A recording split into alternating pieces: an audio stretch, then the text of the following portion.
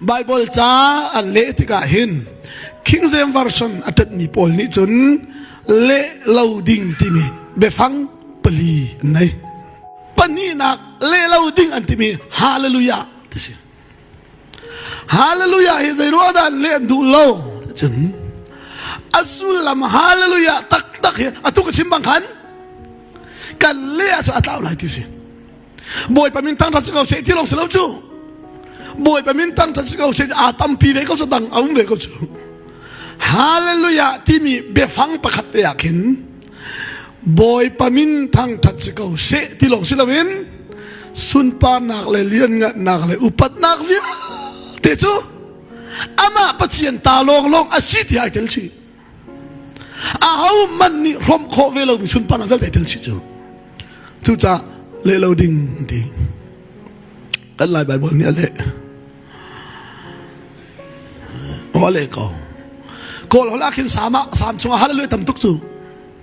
Dr. Re kiau hi zai ro nan le tia ka halbel be chu Dr. Re kiau ni ti mi chu Sullam lai mi ni kan nak thai lo cha kan thai mi te na fiang de ong ha mo kan thi cha kan nak le mi siti ani chu atu ka chimi chu King James chu mu ani be su today English version and commission and le jong kan consultant Paul jong ni zai nak tin halo se lai chu King James version le pe tlai he alet mi pau ni len siang bak lo mi se ama Dr. Re kiau bak ni pakhat te te khan mi ko war ngai mi chu dai da si te chun Bible cha falam Bible cha kale le wa hin les kum ra le pi rao so ale I kum ko kum ra pi kale mi kha mu chian kha falam FBA zunga ka che thi USA ka kali falam FBA zunga kang thi falam FBA zung akangi fonan ka choni vanliam pa Bible cha na le mi kha akang ti tian ka chip ti ka ngai achia tuki mo pathian zia kum ko le kum ra chan pe ki kale mi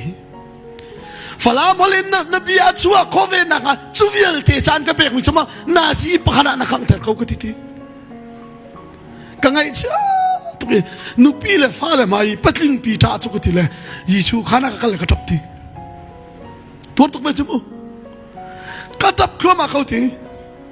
kelom pala, pukuang telah amin fakaman pil le, ma cuni cun phone aman keson tanti, wan lian pa, Bible channel le mi, mujian kha, FBA anci ami so akang na in, kei mani kerak fimi pakat kau umak titi, kailom tuk le, hallelujah tiak kau ti. Hana hallelujah katibal lauti ada nan fiak tiam mo ama bak ni zai da chap han zonga boy pamin thang tha chakau se ti chu katilang mang kau ti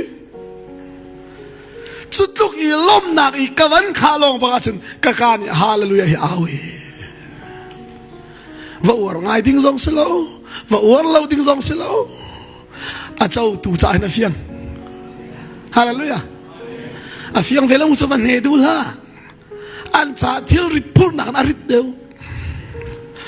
kan di lai voice ri hallelujah kan am lai ti la dang so an mi ti face se la na sal ba van ka foi bak velo chu na ti theng lo jong ba ti du la a chau tu cha na fiang ko tho kan ti mi chai kha cheu la de se la ma chu cha chu kawan chim du mi te chu zai ruanga la kan hei ti kho mi cheu ni hallelujah kha kan hei uar tuk than tika kho chi ni ati hei ti ban tuk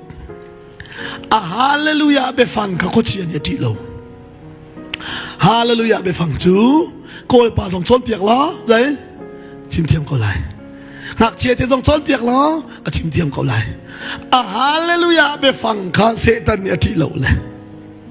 hallelujah tia akan outer tu kan chungi khri nun kha setan ni ati deu mi tu se